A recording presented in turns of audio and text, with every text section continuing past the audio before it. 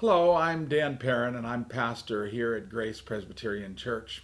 I would like to welcome you today, and I want to take you on a tour of what God is doing here at Grace Church. This church is a living testimony of God's faithfulness and His grace, and I want you to join me as we look at some of those things that He is about here at Grace Church. In October of 2004, this congregation called Ruthie and me to come and pastor them. And when we arrived in January of 2005, we were amazed at what we saw. We saw a church that was filled with people that God had been putting His handiwork upon, people who loved Him and were growing in His grace. We were excited about a church that had history and roots that were focused on God's grace and what God had done. And we were thrilled as we saw the vision of the church, a vision that was to take this congregation into the community and beyond, that they might carry the grace and the glory of Jesus with them.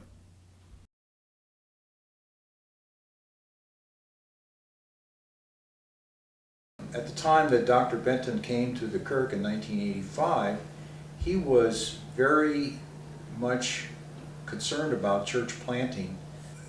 About the mid-1990s, they decided to look for a pastor.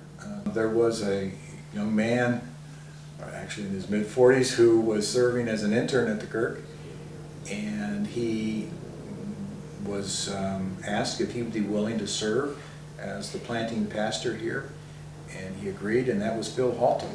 And so Phil began his work out here in 1998, and Carol and I came along as the church was developed, and so when they opened the doors in 1999, we were part of that group of people at the beginning of the church, and loved it.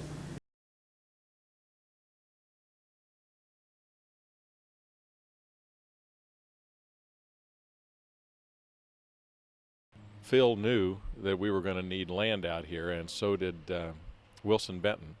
And they asked me if I would look around while I was doing my real estate thing. I asked Phil where it should be, and he said, well, it needs to be at the epicenter, and I'll know where it is when I'm there. I said, well, how do you know? And he says, well, I feel it. I'll just know that that's the right place to be. And then spent time, hours, driving Phil around, taking him to different places that were for sale with 15, 20, 25 acres. And I'd say, Phil, what do you think about this? Oh, this is beautiful, beautiful site. It's got trees, it's got everything, it's flat, it's everything we need, but it's not the epicenter. I'd say, how do you know? Well, it doesn't feel like the epicenter.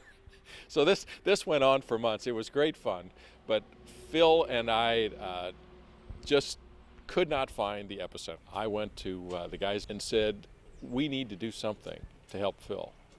What can we put together? And that's where Friends of Phil came up. There were 6 of us, and we started a little group that met at the horrible hour of 7 o'clock in the morning every Friday at Jim's restaurant. Jim Erkman was one of us. That night, at that first Friends of Phil, before it actually became a meeting, they said, well, what is it that Phil needs more than anything else? And I said, he needs an office. Jim said to me, Jerry, you go find an office tomorrow. Don't worry about what it costs. With Jim saying that, I didn't worry about what it cost. So he said, find it tomorrow. So what I did, I went out and I started at Sager Middle School, figuring that's where we were going to be, and then work our way out from there. So started at Sager, went out the exit, and here's this little sign about this big, and it said, house for rent. I called the people, the price was right, I rented it. That's the first piece of real estate that we got, and that was on Highway N. Friends of Phil then would meet in the mornings, and we were discussing what we would do for a permanent church site at the meetings. Jim said at one of those meetings, I just drove down Highway N, and there was a farm for sale. That was the first piece of property. We were in the process of developing it, designing it, putting a building on it. Our first committee meeting was that summer. That's about 5 years ago now. We designed a building to go there, and somebody walked into our office and he said, did you know that this was happening? They're moving Highway N. We had no idea that that was going to happen. It became obvious that this was not the site that the Lord had really chosen for us. We found out who the developer was, who was building across the street and forcing the change in the road. And it ended up that the developer was a friend of mine, a guy I knew here in St. Charles County. Went to meet him, and in his truck, we negotiated an exchange where we would trade all of that property in exchange even for the property we're now standing on, which was owned by the similar family, the family who also owned the property across the street. It took 3 years to get this ground closed, and that's why the delay in getting the building done. And the Lord has obviously been involved in this all the way, where every time he stops us, he slows us down, and we back off, and we find out new things that we didn't know before.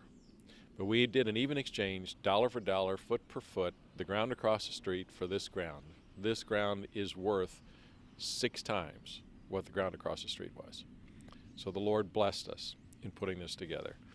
The Lord's in it all the way, and if he wants us to slow down, it's his property. I think the wonder is the other pieces of property that we got in the trade that we're able to use.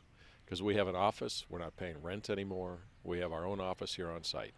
We have what we affectionately call the YMCA, which is a multi-purpose meeting room that it has meetings all week long.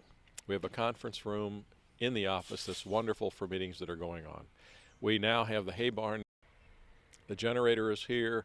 The Lord provided that. This is going to end up being a FEMA and Red Cross site. Who would have known that for a little over $500,000 that we would have such a wonderful piece of property to develop?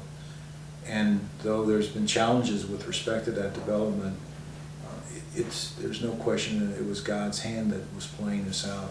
What's been interesting too is how so many men have responded to the opportunity to work here, and some giving just unbelievable hours. But it has been a wonderful time, and I think it will be something that will be long-lasting in the memory of those who are here.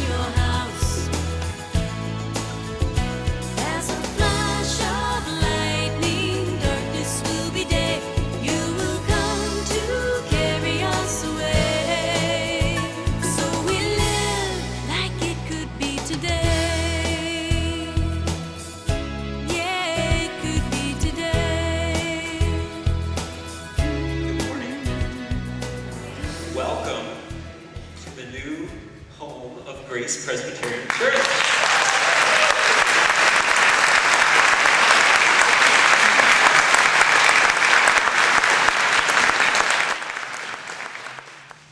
I have been waiting for over a year to do this.